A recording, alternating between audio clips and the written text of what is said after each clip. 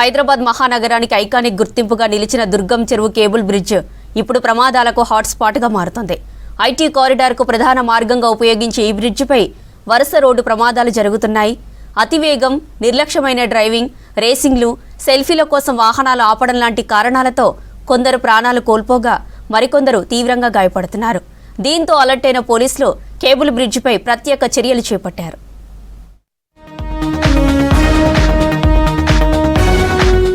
హైదరాబాద్ దుర్గం చెరువు cable bridge పై ప్రమాదాలు జరగకుండా చర్యలు తీసుకుంటున్నారు పోలీసులు.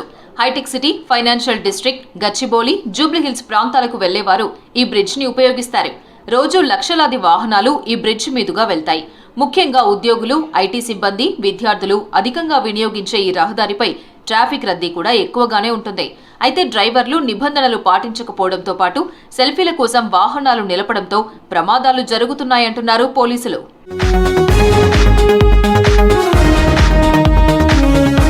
రాత్రి వేళల్లో కేబుల్ బ్రిడ్జ్ పై ఫోటోలు దిగుతున్న క్రమంలో జరిగిన ప్రమాదాల్లో కొందరు ప్రాణాలు కోల్పోగా మరికొందరు గాయపడ్డారు.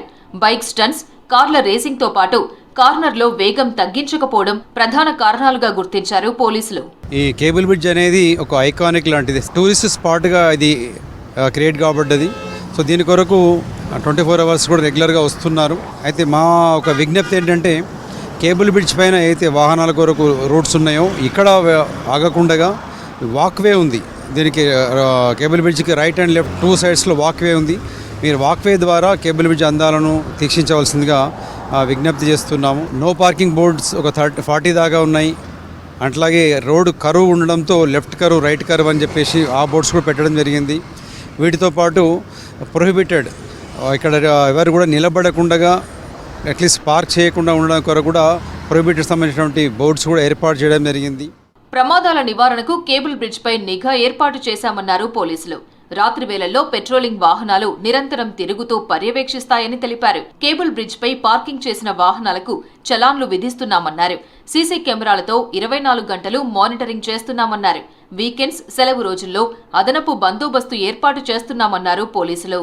గత 10 రోజుల క్రితం ఇక్కడ ఉన్నటువంటి చూడడానికి వచ్చిన వాళ్ళు ఫోటో తీయడంలో భాగంగా వాళ్ళు రోడ్డు పైన వెహికల్ ఆపడము, ఈ కేబుల్ బ్రిడ్జ్ పైన నిలబడంతో ఇటు నుంచి వెళ్తున్నటువంటి ఒక కారు స్పీడ్గా వచ్చేసి అతను హిట్ చేయడము. సో అతను సబ్సిక్వెంట్గా చనిపోవడం జరిగింది. సో మే విజ్ఞప్తి ఏంటంటే, ఏదైతే మనము అందాలు చూడడానికి వస్తున్నామో, ఎంజాయ్ చేయడానికి, అందులో భాగంగా జాగ్రత్తలు కూడా తీసుకొని అట్ ద సేమ్ టైం ఆ వెహికల్స్ కూడా టోయింగ్ చేసేసి పిఎస్కి పంపిస్తున్నాం. సో మరి వచ్చే వారికి ఏంటంటే, ఈ కేబుల్ బ్రిడ్జ్కి రైట్ అండ్ లెఫ్ట్ అయితే ఎడ్జెస్ ఉన్నాయో పార్కింగ్ స్పేస్ చూసుకొని పార్కింగ్లో పెట్టుకొని బై ఫుట్ వచ్చేసేసి కేబుల్ను సందర్శించవలసిందిగా తెలియపరుస్తున్నాం. రోడ్లపై వాహనాలు నడుపుతున్న వారు ట్రాఫిక్ రూల్స్ పాటించాలని సూచిస్తున్నారు పోలీసులు. కేబుల్ బ్రిడ్జ్ పై సెల్ఫీలు, వీడియోల కోసం వాహనాలు ఆపొద్దని హెచ్చరిస్తున్నారు.